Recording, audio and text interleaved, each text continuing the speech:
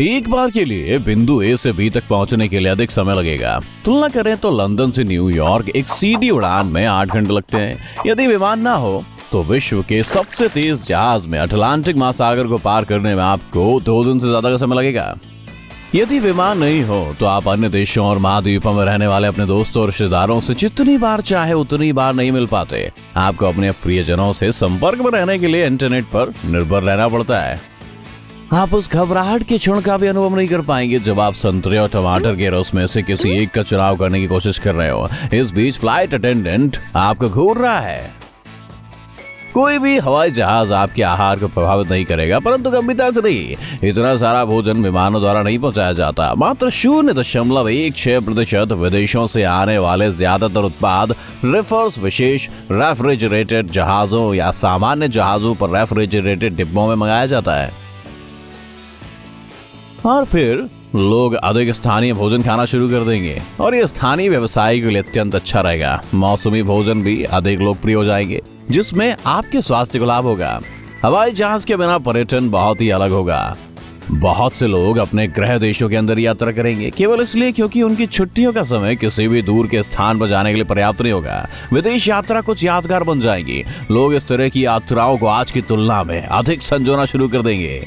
विदेशी पर्यटकों के न होने के कारण बहुत से देश अपनी मुख्य आय स्रोतों में से एक को खो देंगे। हवाई जहाज के बिना फूलों की दुनिया में फूलों की इतनी बड़ी विविधता नहीं होगी। आप ज्यादातर स्थानीय पौधे देखेंगे, कुछ भी विदेशी नहीं। उदाहरण के लिए ब्रिटेन में बिकने वाले 80% फूल नीदरलैंड से आते हैं, लेकिन इसके बदले में नीदरलैंड में इथियोपिया, कीनिया और अन्य देशों से हवा से फूल पहुंचाए जाते हैं। पक्षियों को मध्य हवा में हवाई जहाज से टक्कर हो जाने की सावधान रहने की आवश्यकता नहीं है। वाह! विमानों के बिना स्काई डाइविंग, जहाज की कलाबाजी, एयर रेसिंग या एरो मॉडलिंग जैसे खेल नहीं होंगे। यदि कोई विमान नहीं होंगे तो आपको सुरक्षा जांच की अंतहीन कतारों का इंतजार नहीं करना पड़ेगा, यानी कि अपनी आधी खाली हुई बोतल फेंकनी नहीं पड़ेगी और अपने लैपटॉप को निरीक्षण के लिए बाहर नहीं निकालना पड़ेगा। अगर हवाई जहाज नहीं होते तो अंतर्राष्ट्रीय व्यापार इतना अच्छा नहीं होता। सही बात है। वीडियो कॉन्फ्रेंसिंग को धन्यवाद है, जिसके जरिए अब एल्यूमिनियम की ट्यूब में घंटों बिताए बिना मीटिंग करना संभव है। लेकिन लोग अब भी आमने सामने बातचीत करना पसंद करते हैं और खुद के लिए जो सामान खरीद रहे उसे देखना पसंद करते हैं। विदेशी भागीदारों से मिलने के लिए ट्रेन, कार और जहाज से यात्रा करना निश्चित रूप से दुनिया के कारोबार को धीमा कर देगा। बहुत से लोग शायद पक्षियों से ईर्ष्या करेंगे।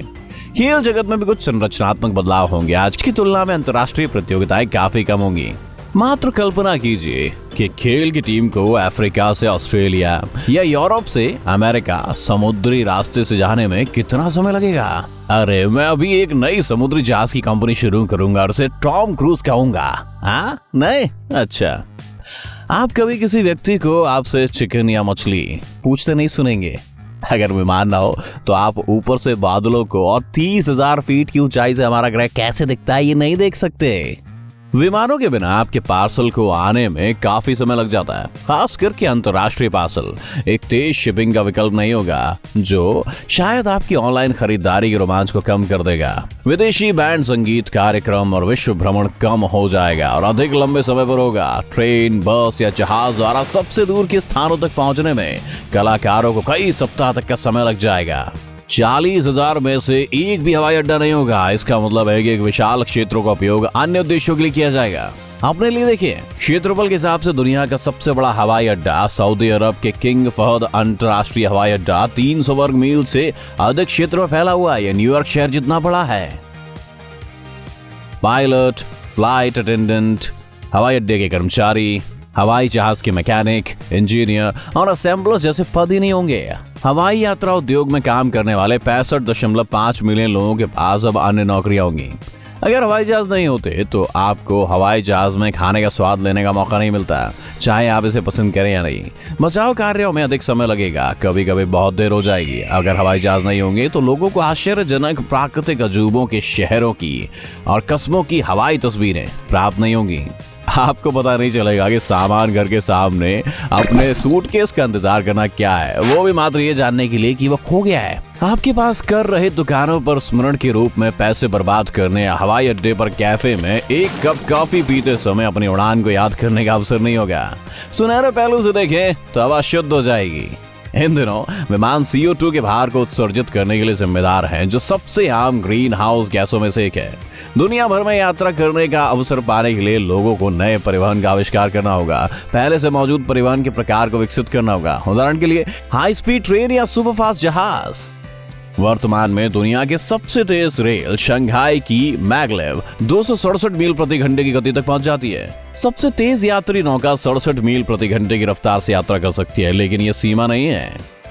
वैसे भी विमानों के बिना हमारी दुनिया धीमी और शायद कम रोमांचक हो जाएगी, लेकिन क्या होगा अगर लोग इसके बजाय एक हाई स्पीड वॉल्यूम ट्रेन का निर्माण करें? ये भविष्य की ट्रांसपोर्टर सुरंग के अंदर बिना हवा के आ जा सकेंगे। इस प्रकार की सील बंद ट्यूब में बहुत कम हवा का दबाव होता है और रेल उसके माध्यम से यात्रा करती है, जिससे हवा के प्रतिरोध का या घर्षण का अनुभव बहुत कम होता है। थियोरेटिकली ये वैक्यूम ट्रेनों का एक असाधारण रफ्तार पर 4000 से 5000 मील प्रति घंटे पहुंचाने में मदद करेगी।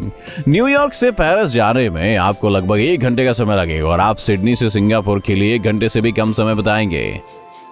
हवा से डरने वाले लोग अधिक यात्रा करने में सक्षम होंगे और उस पर तनाव से मुक्त होंगे। जब तक उन्हें क्लॉस्ट्रोफोबिया ना हो तब तक के लिए सभी दाव बंद हो जाएंगे।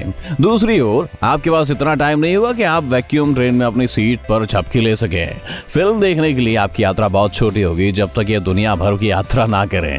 अगर आप भूमध्य रेखा के साथ यात्रा कर रहे हैं तो आपके पास धमाकेदार दृश्यों को देखने का समय होगा, क्योंकि आपकी यात्रा में 6 घंटे से थोड़ा ज्यादा समय लगेगा। वैक्यूम ट्रेन से यात्रा करते हुए आपको खिड़की के बाहर दृश्य का आनंद लेने का अवसर प्राप्त नहीं होगा। आप जो कुछ भी देखेंगे वो सुरंग की अंधेरी दीवारें होंगी जो आपके पिछले हिस्से को धुंधला कर रही होंगी।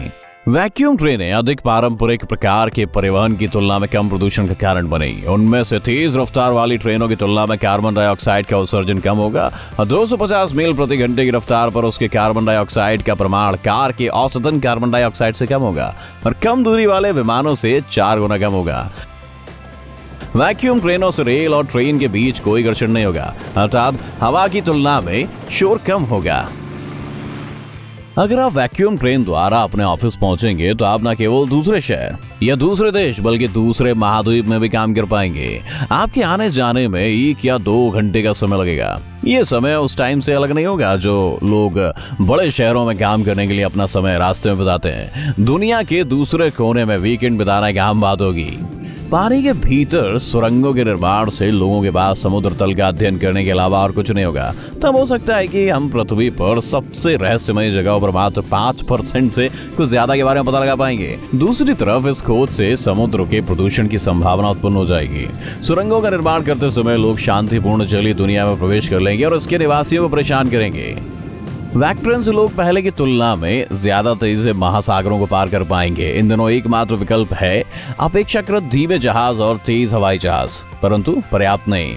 निर्वात सुरंगों के निर्माण से शुष्क भूमि देखने का तरीका भी बदलेगा। लोगों को पहाड़ों, चपटी पहाड़ियों, नाली के दलदलों के माध्यम से खुदाई करनी होगी। आपको विचार मिल गया। तेज रफ्तार ट्रेनों के विपरीत वैक्यूम ट्रेनें किसी भी दूरी के लिए और तेज रफ्तार से माल का परिवहन करने में सक्षम होंगी। आखिर में ठीक है, इसे पूरी तरह से अमल करना बहुत महंगा है, इसलिए हम मात्र हवाई जहाज रखेंगे और इसे और बेहतर बनाएंगे। ठीक है।